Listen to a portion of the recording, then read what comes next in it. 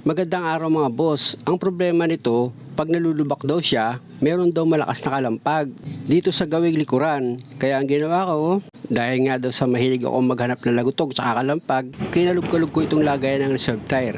At ito nga, nandito lang pala siya.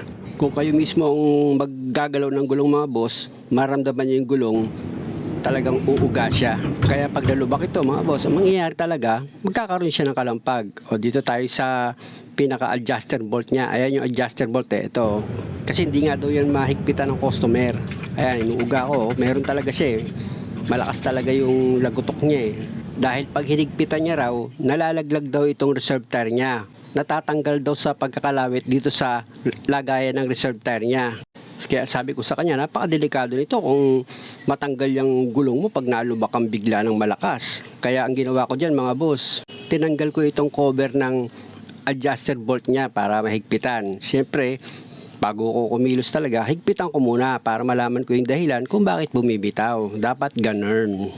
Pwede ka gumamit ng socket wrench dyan mga boss, number 21 o kaya yung tire wrench niya mismo. Ang problema, nung inihigpitan ko, ramdam ko talaga na bibitaw nga. Kaya ang ginawa ko, tinanggal ko na lang tuluyan itong adjuster niya at sinipat ko kung bakit. Hindi ko na naipakita sa inyo kung paano kinalas kasi nga biglang dumilim, baka abutan kami ng ulan.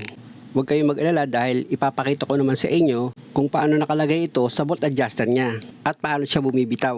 O, ayan, nakakalawit niya na ganyan, di ba? Nakita nyo. Napansin nyo yung pangkalawit niya, nakadiretso na, walang harang. Kaya pag pinihit mo talaga, hinigpitan mo siya, tingnan nyo, bibitaw di ba? O, kaya mangyayari dahil maluwag naman itong adjuster niya dito sa reserve tire, pag nalubak talaga, kakalampag. Kaya ang diskarte ko dyan mga boss, pinaweldingan ko, dinuktungan ko siya para may kalawit at pag inikot mo, may haharang. Ayan nakita nyo, di ba?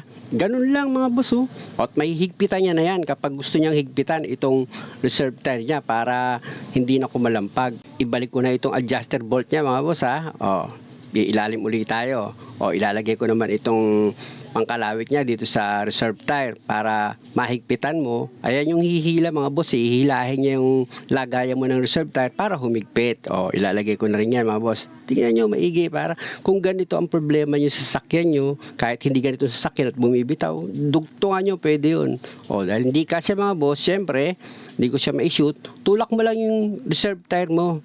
Itutulak mo lang para maipasok mo yan. Di ba pasok na? At kung mapapansin mo, yung pinakakalawit niya, kahit nahigpitan mo, babara na siya, hindi na siya bibitaw. Alam niyo mga boss, itong kalampag na to, pwedeng gumastos dito yung may-ari ng malaking pera. Kasi pwedeng kung ano-ano lang ituro sa iyo di ba? Tapos alam niya na kung ano gagawin, dinayari ka. Kaya minsan mga boss, pag-aralan nyo din mag-check up ng mga laguto, kalampag, nasasakyan nyo, okay lang yun. Ngayon dito na tayo sa ibabaw mga boss, i-impaking ko na yan. Pag may impact kayo mga boss, baka hindi nyo makontrol, alalay lang dapat. Kaya i-manual nyo na lang para sigurado. Dahil mahigpit na, check upin ko pa rin para sigurado. Maganda na yung sigurado sa sure ball na wala na talaga siyang kalog. Tingnan nyo, inuga-uga ko yan mga boss. Di ba? Tingnan nyo yung kalawit niya.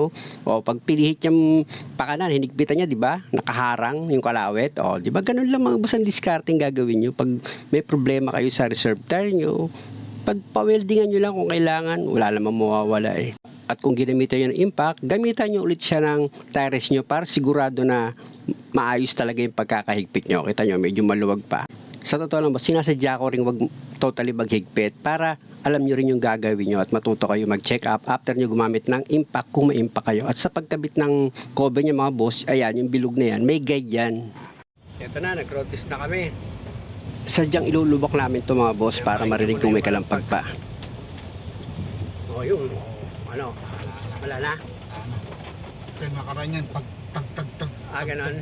Dahil okay na mga boss, maraming salamat sa panonood. At kung maaari, huwag nyo naman sanang kalimutang mag-subscribe sa channel ko. Salamat po ulit at God bless.